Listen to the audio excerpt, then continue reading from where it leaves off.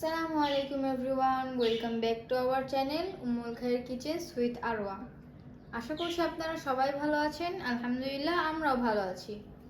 আজ আমরা আপনাদের মাঝে নিয়ে হাজির হলাম পাকা আমের মজাদার ম্যাঙ্গো মিল্কশেক। এটি অল্প কিছু উপকরণ দিয়ে খুব সহজে বাসায় কেউ বানিয়ে খেতে পারেন। তো চলুন আর দেরি করব না টেনে পুরো ভিডিওটি দেখার অনুরোধ রইল। তো ম্যাঙ্গো শেক বানাতে যা যা লাগছে তা হলো দুধ আধা কেজি, আমরা এখানে জাল করে এটাকে ঠান্ডা করে নিয়েছি।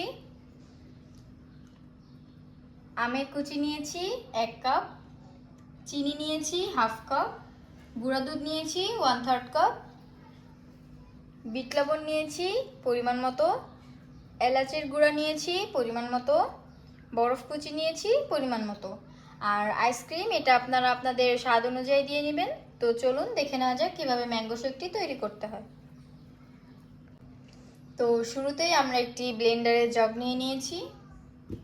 এখন এটাতে আমরা দুধগুলো দিয়ে দেব।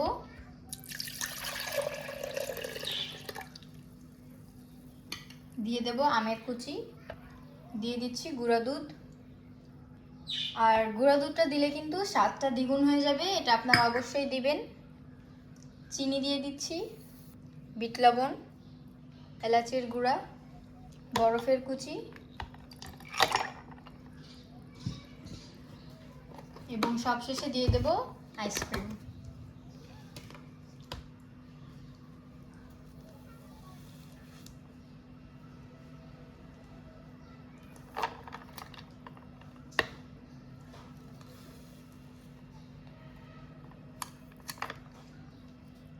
আপনারা আপনাদের ইচ্ছা মতো আইসক্রিমটা দিয়ে দিবেন।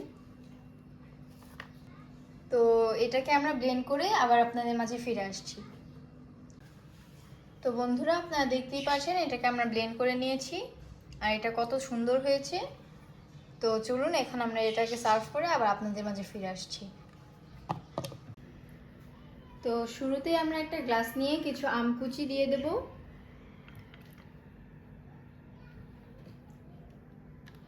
তারপর দিয়ে দেব ম্যাঙ্গো শেকটি,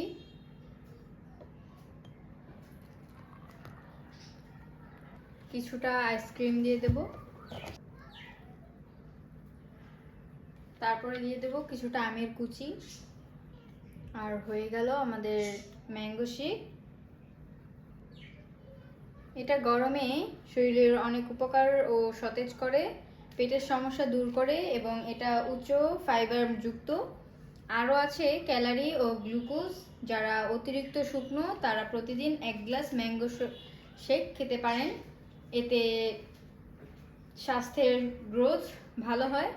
তো এবার বাসায় বানিয়ে ফেলুন আর সবাইকে পরিবেশন করুন। আর আমাদের কমেন্ট বক্সে জানান আপনাদের কাছে কেমন লাগলো। আপনারা যদি নতুন কোনো রেসিপি চান সেটা আমাদের কমেন্ট বক্সে জানাতে পারেন। রেসিপিটা ভালো লাগলে লাইক কমেন্ট শেয়ার করতে ভুলবেন না। আর নিত্য নতুন ভিডিও পেতে আমাদের চ্যানেলটিকে সাবস্ক্রাইব করে পাশে থাকা বেল বাটনটি বাজিয়ে দেবেন। ভিডিওটি দেখার জন্য ধন্যবাদ সবাইকে। আমাদের একটা ফেসবুক পেজ আছে, পেজটিতে লাইক করে ফলো দিয়ে আমাদের পাশেই থাকবেন। ফেসবুক পেজটির লিংক ডেসক্রিপশন বক্সে দেওয়া থাকবে। দেখা হবে অন্য কোনো রেসিপিতে। সে পর্যন্ত আপনারা ভালো থাকেন, সুস্থ থাকেন। আল্লাহ হাফেজ।